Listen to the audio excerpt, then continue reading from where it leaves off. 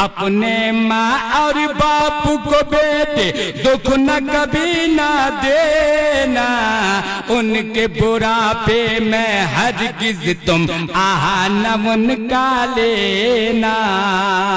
अरे खिदमत से इनको मनाना होगा, अरे जन्नत में बेशक ठिकाना।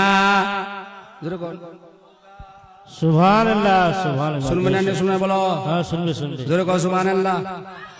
अगर जलसा मनाने के बाद नमाज छोड़ देना कामयाब होता तो कुरान ने क्यों कहा है ज़कर अस्मा रब्बिही, और आपने रब के नाम का जिक्र किया।